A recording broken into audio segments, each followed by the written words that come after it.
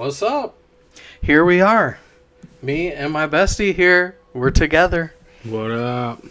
We're doing our first duel where we each bring one unknown fighter, one combatant to the ring. And we just try to do like our best pitch as far as who we think would actually win in a fight. Even if his character is way more powerful than mine, I still want to at least try to make a valid argument, a strong point as to, like, at least be passionate in the fight about, like, why, despite this character being way overpowered, how we might be able to do some sort of exploit to get a victory, or vice versa. So we each brought a combatant. We have no idea who the other one picked. We just used a third party to confirm that we did not pick the same person, but that's all that we know. I guess first I want to say that the combatant that I'm thinking you might actually bring to the table today is going to be Hellboy. I think I had this like idea where I just think that he's obscure enough where I wouldn't pick him, but because he's in a movie, we've seen him. We at least are kind of familiar with the character and like what kind of character he is at least. So that's who I think you're gonna bring. Well, you're wrong. Hellboy never even crossed my mind. So nice. Now for you, I think you probably went super weird with it, and I'm gonna throw Golden Oldie out there. Yeah. All right. Well, I will say that it's not a Herald of Galactus at all. Like, okay.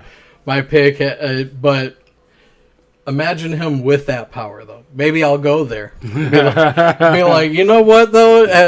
If he needs to, he could. Okay, all right. Well, we'll make that argument if we have to. Yeah.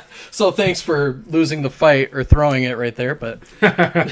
So I have my notes right here in front of me for my character. I have mine in here, this little drawer. So right here in this very undistinguishable notebook, we will find out whose character will reign supreme. I'll reveal my character first. Okay. I went with Thok, which many people don't know who that is, but for the uninitiated, you probably know him better as Battle Beast from the Invincible universe. Okay. All right. Wow. Yeah. See, I did not know his name. I don't know the character at all, other than just the minuscule bit that we saw in the series. Okay. Like so then you found out then through your research that he's not Omni-Man, right? That he is not Omni-Man.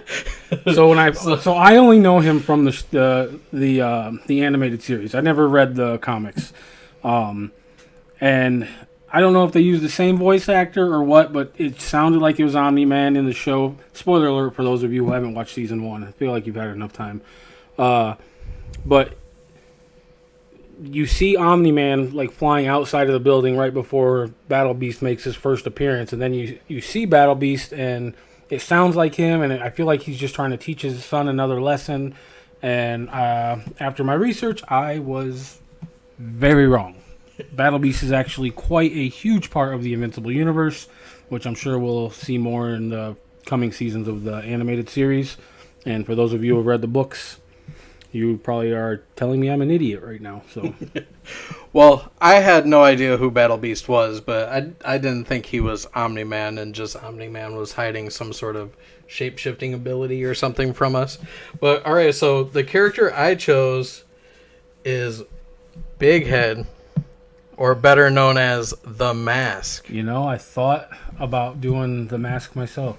You did? Okay. I did. Because, what I didn't know before I did my research is I thought that Stanley Ipkiss as the Mask was just called Big Head. But after research, I found out that Big Head is the Mask itself, and the Mask itself is sentient. Okay. So, that kind of changed this battle could even go, really, because, well, you want to just get into like the actual fighting, Sure. like what we think, how it could go down, because like I think for one thing, the mask is like basically invincible anyway, just like, and he's a living cartoon, so like Battle Beast could literally just stand there crushing this guy for infinity until he's flat on the ground and he just bounce right back, so I feel like, and with this type of character, he's so hard to actually hurt that like basically you're gonna have to bring the smarts enough to eventually find out like you have to depower this person in order to like rip the mask off or however you need to get to that point to actually win. Okay. And what do you think he can do to actually combat somebody that's just not going to be hurt in a traditional means? I guess my first question would be, because I haven't read the Mask books, so I only know from the movies, but he can only be activated, the wearer can only activate the mask at night. That is something that was only for the movie itself. Even when it was adapted into the animated series that came out right after the movie, and like trying to continue the movie, he was out in the daytime as the Mask too. Okay, so that's not canon. Right, so yeah, it's not canon. So he could be the Mask 24/7. So I guess, well, Battle Beast has super strength. And for a lot of you guys who don't know about the Invincible universe, Omni-Man, or Nolan, as is his real name, is what's called a Viltrumite. And Viltrumites are, I guess, the best comparison for Omni-Man is to Superman. Laser vision, super strong, all that good stuff.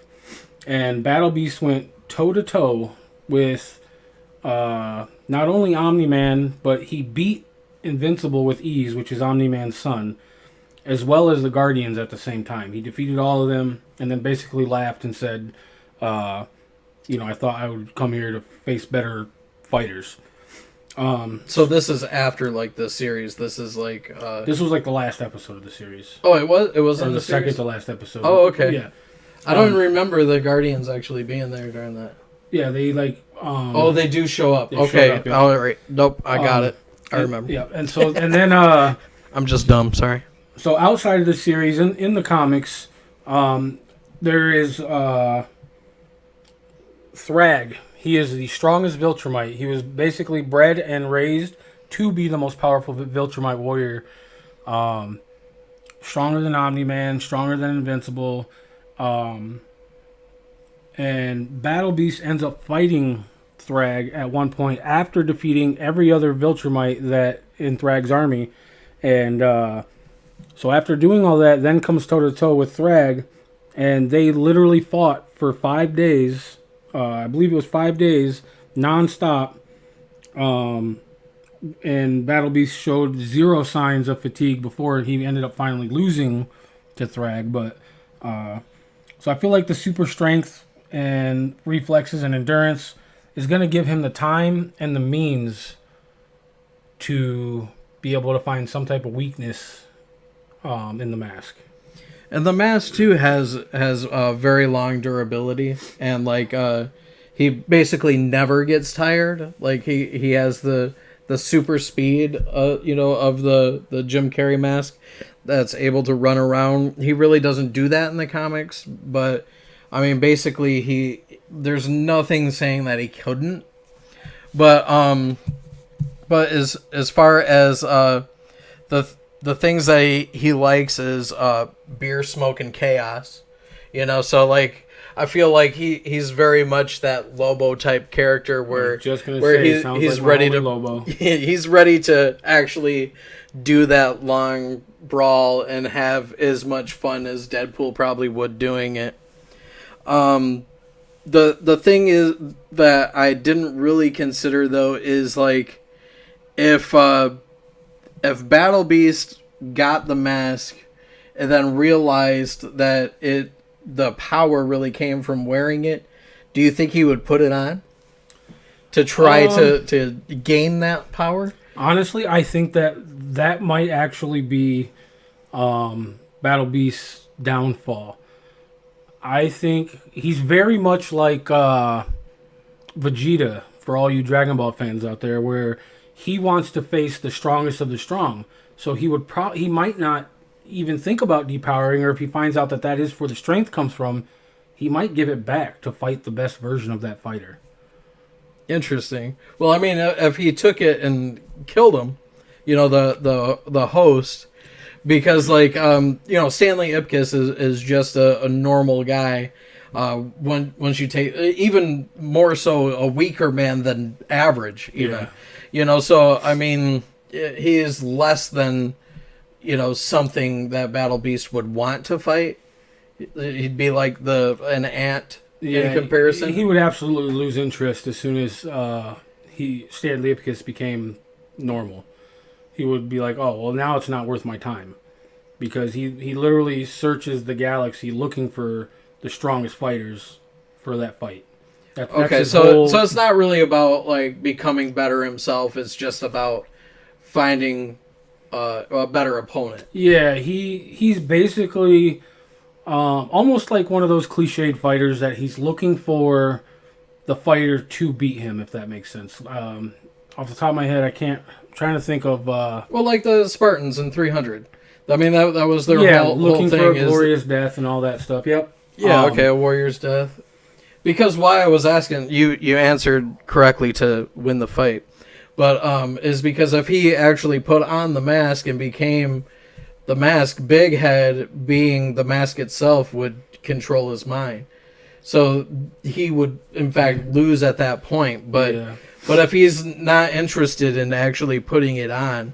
Yeah, I think his thing is that he would keep it more as a trophy than anything else. And maybe even down the road, he'd be likely to give it to somebody else just to try to fight someone stronger. Oh my god. Could you imagine? Just like handing it off to Omni-Man or something? Right. Like, oh my god, what a fucked up thing to do.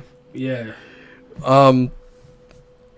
He does have magic abilities. I don't know how weak Battle Beast would be to different magic type of things, but we spoke about the invulnerability. He can also metamorph into different things, or like become weapons. Kind of like how Jim Carrey does, where he just pulls out guns and manifests them. We said the super stamina, easily killed if the mask is removed. That's basically everything I had. So I honestly think at the end of the day, Battle Beast might get this, just because of that warrior aspect to it. Where like even if the mask is able to hurt him, I don't know if he could do a death blow with it. Well, I just haven't seen what even can get Battle Beast to that point. Yeah, like in the comics, weakening him. He's taken the laser beams, the eye lasers from Omni-Man and from Thrag, and it didn't like pierce his skin or anything like that, because he does have super dense tissue, which allows him to take blows really well. He also does have super reflexes too, like superhuman reflexes. Among his other, he's basically like I don't know. You just want to compare everyone to Superman when they have super strength, super everything, but he doesn't have like any he uses like hand weapons, swords, maces, axes, things like that. Can he fly? He cannot fly. He can jump. So he's a Hulk, essentially. Essentially, he's... But a smart Hulk. I would say he's a smart Hulk, yeah. And I mean, it's still dumb, but not to, like, Professor Hulk. Yeah. Like, ultimately, his downfall in the end is going to be... Well, other than someone stronger than him, is going to be his pride at the end of the day. So he's just not going to be the first to become Super Saiyan? No, He's just going to watch others become Super Saiyan and cry in the rain? Yeah. So no one can see his tears? Yep, so But that's what I got for him. Fun fact, he did have a nickname, Scourge of the Twin Galaxies. Okay. I don't know how he got that because, like I said, I haven't read the books. It was just on the data sheet that I was looking at when I was doing my research. Generally, he's a good guy. He does, spoiler alert, he does work with Invincible and Omni-Man, who, spoiler alert, becomes a good guy at some point. I don't know how that's possible because he beat the crap out of his own kid for like 3 episodes. Yeah, I don't know how that's going to play out. I think a lot of it has to do with the Viltrumite War that's coming at some point in the Invincible animated show, I'm sure. But yeah. You see my drawing of the mask? And... We'll show the people. They're going to want to see it. All right. I'll show it off a little bit. All right. I drew this little mask, like an ID card. And I gave him a rating. I gave him an intelligence rating of 4, a strength rating of 5, because he can get pretty super strong, but not like obscenely super strong. Speed out of 6. The dude can't fly. I put normal water speed, swimming speed, but like, I don't know. It just hasn't been really discussed. I mean, Jim Carrey wasn't one of the guys that jumped in the water at the end to actually swim. And when he had to pull the mask out of the water, he didn't swim. He just had to wade through the water or whatever. Stamina, I gave him an 8. Durability, I gave him a 14. So like it was like the highest on that scale. From the official handbook of the Marvel Universe, like it has a rundown of like what each of these numbers actually mean. I put a durability of 2 without the mask because I felt like it might have got to that point at somewhere throughout the fight. So it was like lower than average. Agility I put at 5 and reflexes I put at 6. So it was like pretty high on the list for reflexes because, I mean, with super speed, you have to have some sort of super reflexes. Otherwise, you would just be running into the every wall because you wouldn't have time to actually see it and be even aware. The fourth wall. Maybe, yeah, he probably would. Or he does in the movie too. But I don't know if that's actually in the comics or not. I don't know, but he fantasizes a lot, like before he gets the ring, before he becomes Frodo, before he gets the mask, he fantasizes about like kicking people in the nuts that like almost hit him in their car or whatever, and then like so he's kind of got that same type of like mentality, but when you put the mask on, like just amplifies it, and then like you are actually putting mufflers into people's rectal cavities. Yeah, so here the mask can get pretty gnarly. Yeah, but Stanley Ipkiss was only in 6 books, and he's not Stanley Ipkiss anymore. The mask, the cops are starting to come after Stanley Ipkiss, and he like goes back to his apartment. He takes the mask off. He's starting to pack his stuff up to leave, and Stanley's girlfriend picks up the mask and puts it on. And then Big Head takes over and just kills Stanley Ipkiss right there. Oh, shit. And just, like, leaves him. Like, because he doesn't even... He has no intention of being with Stanley Ipkiss. Okay. So the Big Head himself wants other stuff, so... I'm sure anything beats Jamie Kennedy, so... Yeah, I guess so. Or maybe that's where he was trying to go. I don't... God, I hope not. I don't know. But yeah, but the origin of the mask is actually unknown. It wasn't from Loki, like they tried to say. That's what Ben Stein said, and he's a genius. So I believe it was Loki, the god of mischief, all along. Well, I don't know. Maybe we'll find out in the Multitude of Madness. In the comics, they show a backstory for it, but it's just a woman dreamt it, so... it could be real or it could just be her dream. Oh, man. The cop-out dream sequence. Here we go. Yeah, but Lieutenant Holloway, who's in the movie, was a bigger character in the comics and was like the main cop that was after Stanley, and eventually gets the mask himself and ends up like distancing himself from it because he realizes just how heinous it can really be, because it's not so much you as it is like you do what the mask wants you to do. I get you.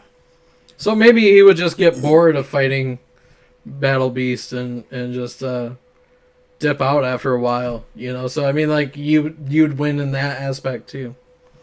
So fun. You hear that? Yeah. Big Josh won. The Hearse, nada. Yeah, I really do think that that Battle Beast takes it in this one.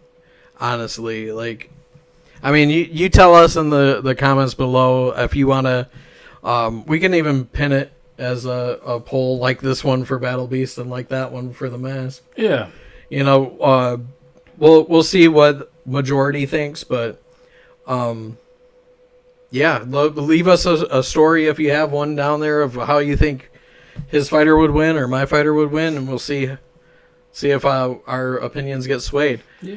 But see if you I don't know. You got any final thoughts? Yeah, we do plan on like making this a continuous thing.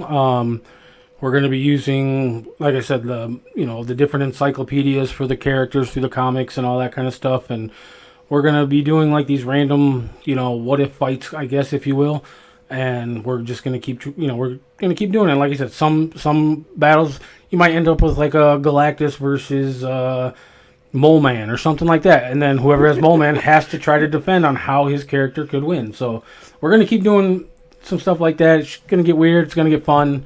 If you guys have suggestions on who would you want to see, let us know. Maybe we'll each take a fighter and we'll make a point. So, yeah. All right. Thanks for stopping by, and we'll see you in the next video. Don't have a good day. Have a great day. Right.